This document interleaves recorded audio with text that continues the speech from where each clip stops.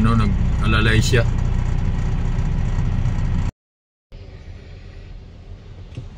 So good evening guys. Ayan, balik na tayo ngayon sa regular truck natin.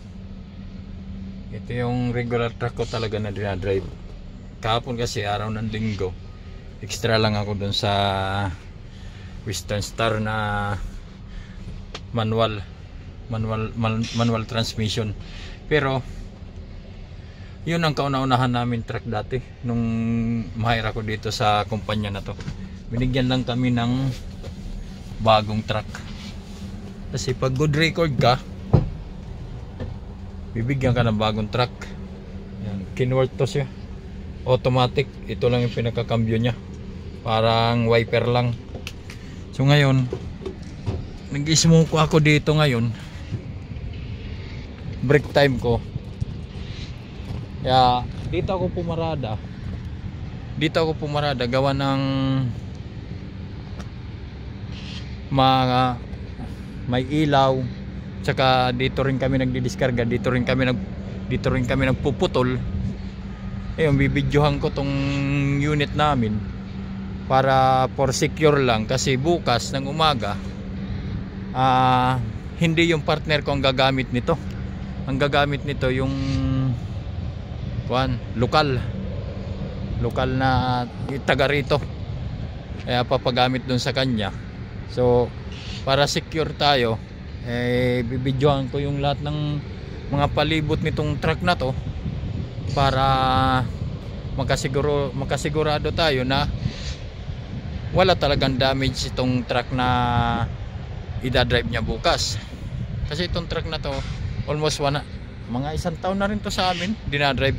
So ayan, bibidyohan natin para pagdating din sa mga rim, wala rin tama yan. Saka yung mga gilid, yan, para for safety lang ba, secure lang tayo. Kasi baka mamaya madamage, hindi naman natin masabi yung panahon, baka mamaya madamage niya tapos sa amin pumutok, sabihin na kami nakadamage. Mas maganda yung may video tayo. Yan, sa taas wala rin, okay rin yan. Yan, mas maganda dito mag break time kasi maliwanag. Andito to sa loob ng planta. Yan, para sigurado tayo na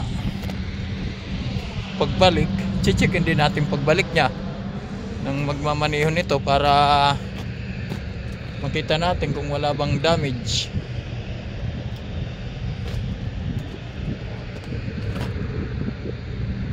Yan, walang damage yan. Oh.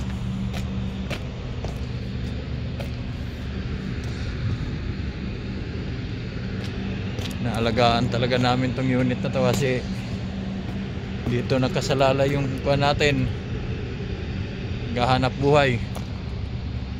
Yan. Yan, all good lahat yan.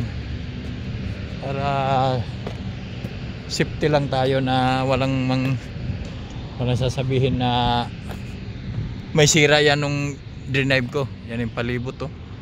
Malawak dito. Malawak. Ayan. Yan yung unit natin. Truck and trailer, all good na. Meron na tayong ebidensya.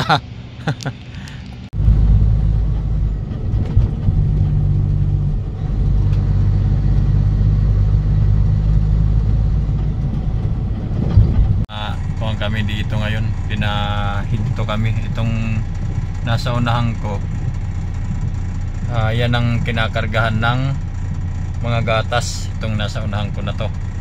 Ngayon pinahinto kami dito sa gilid kasi may dadaan na bahay. Mayroon kami masasalubong na ang karga bahay. Nandyan lang. Kasi dalawa ng pilot vehicle ang nauna. Kaya sabi raw pull over daw. Kaya pull over tayo.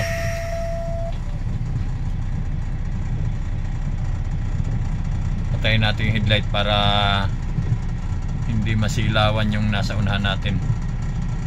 Yan. Antayin natin na dumaan yung may kargang bahay. Yan na siguro.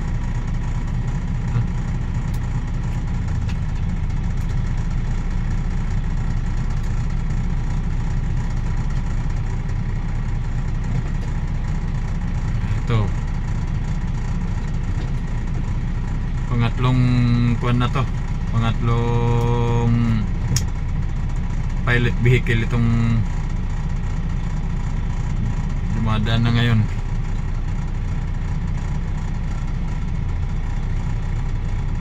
Ayan o.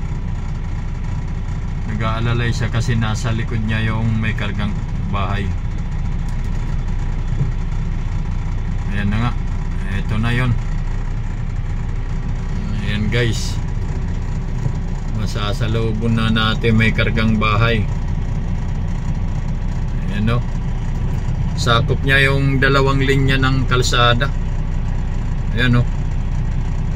Ayan, medyo ayan o, nag-alalay siya.